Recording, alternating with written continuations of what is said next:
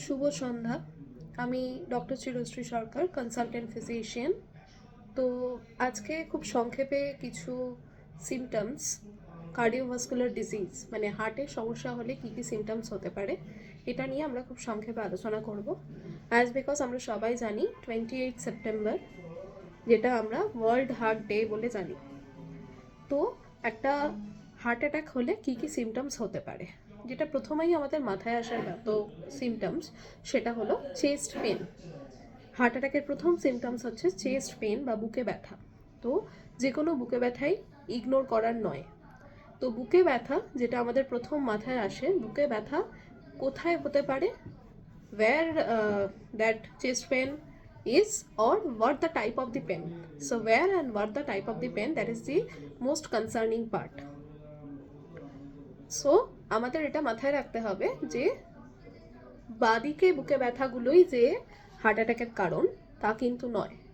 তো যে কোনো হার্ট অ্যাটাকের বুকে ব্যথা generally middle of the chest থেকে অ্যারাইজ করে। তো সেই হিসাবে যেমন হার্ট অ্যাটাকের বুকে ব্যথা মিডল অফ দি চেস্ট থেকে মোস্টলি অ্যারাইজ করে, সেরকম কিছু ক্ষেত্রে সেটা close towards the left of the heart বা লেফট অফ দি চেস্ট ওয়াল সেটাও হতে পারে, and sometimes it can be from the right side of the chest ওয়াল।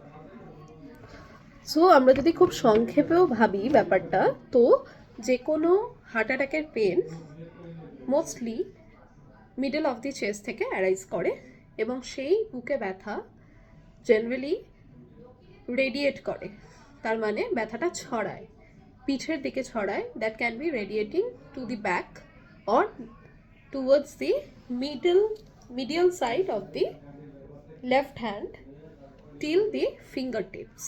তো ব্যথাটা, বুকের ব্যথা জেনারেলি পিঠের দিকে রেডিয়েট করতে পারে অথবা বাঁ হাতের ভেতরের দিকে, যেটাকে আমরা মিডিয়াল সাইড বলি, এদিকেও রেডিয়েট করতে পারে টিল দি ফিঙ্গার টিপস। তো এগুলো হচ্ছে জেনারেলি সিমটমস। তবে এই বুকে ব্যথা কিন্তু আমাদের যেটা হয় মিডল অফ দি চেস্ট থেকে এই জায়গাগুলোয় এটা ছড়াতে পারে, অথবা ইন থ্রোটেও যেতে পারে, অথবা থুতনিতে, চিক্স অর দি লোয়ার জজ। কিন্তু এটা মাথায় রাখতে হবে, এই বুকে ব্যথা কখনোই আপার জজ বা হেডের দিকে যেতে পারে না। তো we call the nature of this pain a little compressive or a kind compressive sensation or a kind of heaviness.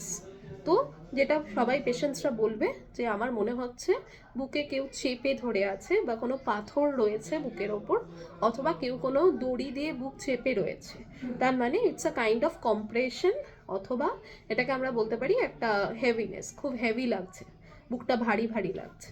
ঠিক আছে, তো এই ধরনের সিমটমস দেখলে আমাদের একটু ওরিড হওয়ার আছে।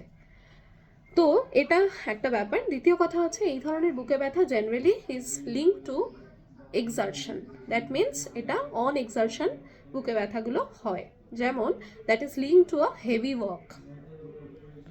সো এই ধরনের বুকে ব্যথা যেটা দৌড়ালে বা খুব জোরে হাঁটলে বুকে ব্যথা হচ্ছে, হ্যাঁ, বা একটু রেস্ট নিলে সেই বুকে ব্যথা কমে যাচ্ছে, so that is a little indicative of cardiac pain or cardiovascular pain. সো এটা হচ্ছে প্রথম সিমটম, এটা আমাদের সবার মাথায় রাখতে হবে। দ্বিতীয় যে সিমটমটার কথা আমরা ভাবি সেটা হচ্ছে ব্রিদিং প্রবলেম। শ্বাসকষ্টও হতে পারে একটা হার্ট অ্যাটাক বা কার্ডিয়াক প্রবলেমের জন্য। তো যে কোনো ব্রিদিং ট্রাবল যদি আমরা দেখি, সেটার কিন্তু দুটো কারণ থাকতে পারে, একটা হার্ট অ্যাটাক আর একটা এনি লাংস প্রবলেম। তো হার্টের সমস্যা অথবা ফুসফুসের সমস্যা থেকে শ্বাসের সমস্যা বা শ্বাসকষ্ট হতে পারে। তো আবার যেটা আমরা অনেক সময় শ্বাসকষ্টের সমস্যা হলে আমরা অনেক সময় আরেকটা জিনিস বা আরেকটা সিমটমস আমরা ফেস করতে পারি, সেটা হলো কফের সাথে পিঙ্ক ফ্রথি স্পুটাম, বা যখন ঘুম থেকে উঠছে তখন পেশেন্ট দেখছে পিঙ্ক কালারের সালাইভা বেরিয়ে আসছে এবং সেখানে কিছু ব্লাড ড্রপসও থাকতে পারে। So that can be a symptoms of the heart attack. Third যে সিমটমসটার কথা আমরা ভাববো সেটা হচ্ছে most importantly another swelling in leg swelling, যেটাকে আমরা মেডিকেল টার্মে বলি পেডাল ইডিমা। সো পা ফোলা, that is also important symptoms. So যে কোনো পা ফোলার সমস্যা হলে অবশ্যই আমাদের হার্ট অ্যাটাকের একটা ইন্ডিকেশন দিয়ে রাখে। তো সেটা তখন অ্যাকর্ডিংলি সেইভাবে ট্রিট করতে হবে এবং আরও কিছু ইনভেস্টিগেশন, ব্লাড টেস্ট সেই সব কিছু করার দরকার পড়ে যায় সেক্ষেত্রে। তো এটাও কিন্তু এই পাওয়ারফুলের সমস্যা, লাং বা heart attacks, lung problems or due to any heart attack problems that can be a cause.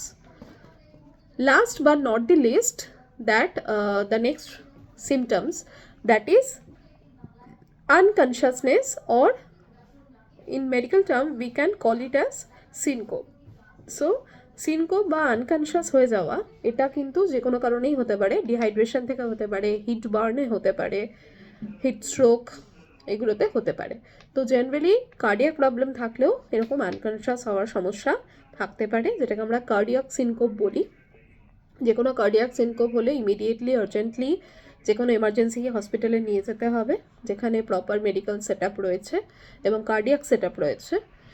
তো সেক্ষেত্রে আমাদের দরকার পড়লে according to investigation, ECG, echo এবং আরও যা যা ব্লাড টেস্ট করাবার, যেগুলো করে আমরা কার্ডিয়াক প্রবলেম হয়েছে কিনা কনফার্ম করতে পারি, সেগুলো করে অ্যাকর্ডিংলি তার আর্জেন্টলি পেসমেকার বসানোর দরকার, কি আমরা যেটাকে বলি রেডিও ফ্রিকোয়েন্সি অ্যাবারেশন অথবা ইপি স্টাডি, সেগুলো করতে হতে পারে।